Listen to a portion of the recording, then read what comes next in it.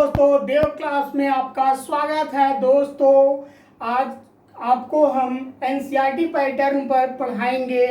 Class 12 से physics third chapter से लाए हैं टॉपिक आपके लिए। दोस्तों, आज का टॉपिक आपका है पार्श्व क्रम या समांतर क्रम। दोस्तों, समांतर क्रम या समांतर श्रेणी क्या होता है, इसके बारे में आज आप लोगों को हम बताएंगे। इससे पहले आप लोगों को हम बताए हैं दोस्तों श्रेणी क्रम के बारे में। श्रेणी क्रम और समांतर क्रम में क्या अंतर होता है। दोस्तों, आप इस बात को ध्यान दीजिएगा कि समांतर क्रम या पार्श्व क्रम दोनों एक ही चीज होता है। यदि आपसे कह दे कि पार्श्व क्रम और श्रेणी क्रम में क्या अंतर होता है, तो दोस्तों धाराएं दोनों में बहती है, विभवांतर दोनों में होता है, प्रतिरोध दोनों में होता है, लेकिन अंतर किसका होता है। हमको इस बात को ध्यान में रखना होगा दोस्तों कि श्रेणी क्रम में और समांतर क्रम में किसका अंतर होता है। ठीक है दोस्तों, तो आपसे हम बता दें कि जो हमारा श्रेणी क्रम था उसमें धारा एक समान बह रहा था, धारा एक समान बह रहा था सारे प्रतिरोधों के अंदर।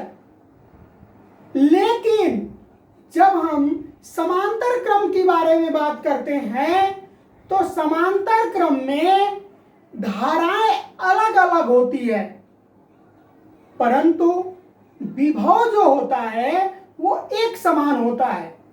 लेकिन श्रेणी क्रम में विभव अलग अलग और धारा एक समान था। ठीक है दोस्तों, तो आपको इस बात का ध्यान रखना होगा। इन दोनों में बस आप यही अंतर रखिए कि जो धारा होता है वो क्या होता है, एक दूसरे के समांतर नहीं होता है।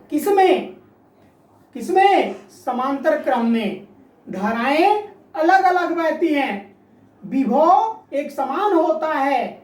श्रेणी क्रम में विभव अलग अलग होता है, अलग अलग प्रतिरोधों में अलग अलग विभव होता है, लेकिन धारा एक समान होती है।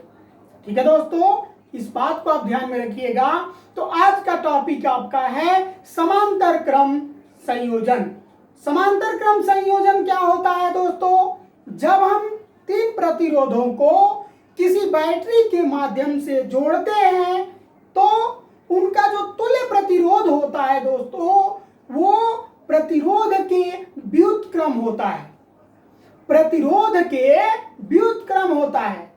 कहने का मतलब यह है, इसका फार्मूला जो होता है दोस्तों 1/r = 1/r1 + 1/r2 + 1/r3 होता है। आई बात समझ में। ये होता है समांतर क्रम। जबकि हम लोग श्रेणी क्रम में पढ़े थे r = r1 + r2 + r3। ये हम श्रेणी क्रम में पढ़े थे दोस्तों, और ये हम समांतर क्रम में पढ़ेंगे। ठीक है दोस्तों, तो आइए अब हम चलते हैं कैसे हम इस फार्मूला को प्रूफ करेंगे फिगर के माध्यम से, और इसके परिभाषा के माध्यम से हम यहाँ पर नोट करते हैं। ठीक है दोस्तों, तो कॉपी और कलम ले लीजिए, कॉपी पेन लेकर के आप तैयार हो जाइए। जैसे जैसे हम बताएंगे वैसे वैसे आप लिख सकते हैं। ठीक है दोस्तों, तो आइए अब हम चलते हैं टॉपिक पर। ठीक है, अब देखिए यहाँ पर हम इसको डिफाइन कर दिए हैं और फिगर भी बना दिए हैं। ठीक है दोस्तों, देखिए टाइम बहुत अधिक लगेगा, इस वजह से यहाँ पर हम नोट पहले ही कर दिए हैं। ठीक है, अब यहाँ से आप एक अपना नोट्स भी तैयार कर सकते हैं। ठीक है दोस्तों, तो देखिए कह रहा है डिफाइन आप करना चाहेंगे तो कैसे करोगे आप, प्रतिरोधों के समांतर क्रम संयोजन के, प्रतिरोधों के समांतर क्रम संयोजन के मतलब कि इन तीनों प्रतिरोधों को जब एक रो में जोड़ा गया है। ठीक है दोस्तों, एक रो में जोड़ा गया है तो समांतर क्रम प्रतिरोधों के संयोजन के तुल्य प्रतिरोध का व्युत्क्रम, तुल्य प्रतिरोध का व्युत्क्रम जुड़े सभी प्रतिरोधों के योग के बराबर होता है। अब यहाँ पर आप कहोगे सर जी ये तुल्य प्रतिरोध क्या होता है? तो दोस्तों जब इन तीनों को हम जोड़ते हैं आपस में, जब तीनों को आपस में जोड़ते हैं तो एक इनका सबका प्रतिरोध क्या होता है? केवल एक होता है। ठीक है दोस्तों, तो सबका योग जो होता है केवल एक प्रतिरोध के बराबर होता है। इस वजह से हम इसे क्या कहते हैं? तुल्य प्रतिरोध कहते हैं। ठीक है दोस्तों, क्या कहते हैं? तुल्य प्रतिरोध कहते हैं। आप इस बात पर ध्यान दीजिएगा। ठीक है दोस्तों, अगर आपको समझ में आ गया होगा, ठीक है, अगर इसे हम मान लीजिए एक बार फिगर को देख लेते हैं, ठीक है ना। देखिए तीन प्रतिरोध R1, R2 और R3 को हम एक परिपथ के द्वारा जोड़ दिए हैं। ठीक है दोस्तों, और जब इस परिपथ के अंदर हम भी धारा किसी बैटरी के द्वारा जोड़ करके तीनों परिपथों को और यहां से भी विभवांतर दिया जाता है तो इसमें धारा I प्रवाहित होती है। और दोस्तों कहने का तात्पर्य मुख्य बात तो यह है कि जब ये धारा यहां पर आती है तो आने के पश्चात ये तीनों प्रतिरोधों में अलग अलग होकर के जाती है, यानी तीनों प्रतिरोधों में बंट जाती है धारा। आई बात समझ में? तो यहाँ पर धारा जो होता है वो तीनों का अलग अलग हो जाता है, परंतु इन तीनों का जो विभवांतर होता है दोस्तों वो केवल क्या होता है? एक होता है। क्या होता है? केवल एक होता है। ठीक है, अब इसे यदि डिफाइन आप करना चाहोगे दोस्तों, इसका सूत्र प्राप्त करने के लिए आप लिख सकते हो कि माना तीन प्रतिरोधों R1, R2 व R3 को परस्पर इस प्रकार समांतर क्रम में जोड़ा गया है कर लीजिए, यहां पर जोड़ा गया है। जब संयोजन के सिरों पर भी विभवांतर लगाते हैं, यानी कि ये प्रतिरोध है आपका, यहाँ पर ये आपका परिपथ है, और जब इन तीनों को जोड़ते हैं तो कोई बिंदु यहाँ पर A मान लीजिए और कोई बिंदु यहाँ पर B मान लीजिए।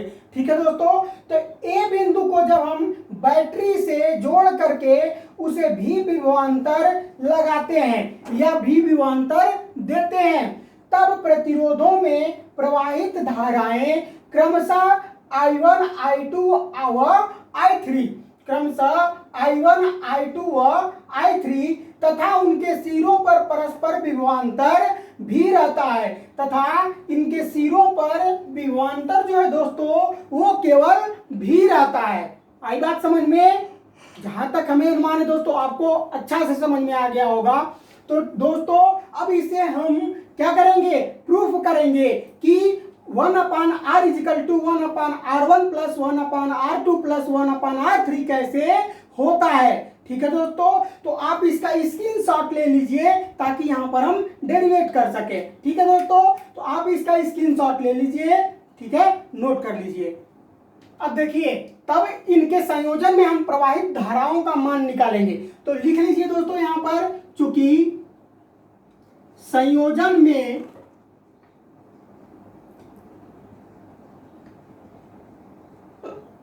प्रवाहित धाराएं, ठीक है दोस्तों, संयोजन में प्रवाहित धाराएं निकालेंगे दोस्तों, तब ये हो जाएगा I1 = V/R1, I2 = V/R2, I3 = V/R3। अब दोस्तों यहां पर हम टोटल धाराओं का मान निकालेंगे, सभी धाराओं का तुल्य धारा निकालेंगे। ठीक है दोस्तों, तब ये हो जाएगा संयोजन में प्रवाहित कुल वैद्युत धारा कितना लग रहा है। तो नोट कर लीजिए, अतः संयोजन